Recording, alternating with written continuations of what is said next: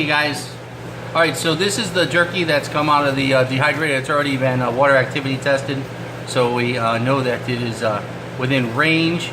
And this is what we do. We just take it off these trays here and just put it in the oh, and sometimes a little piece falls off the tray, and we'll leave that for the sweeper.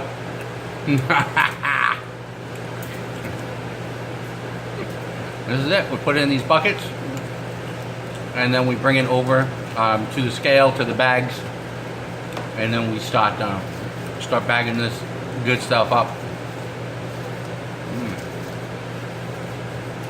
Nothing like fresh jerky out of the dehydrator. Nice and warm and delicious. And probably was about on that, so that was 4 racks. How many racks, how many buckets per 4 racks, Brent? 1 bucket. So that's 6 pounds of raw meat that was on here.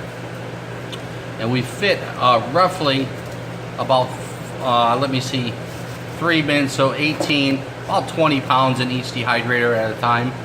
So that's about 6 pounds, maybe a little bit over, 6 pounds on each 4 sectional rack.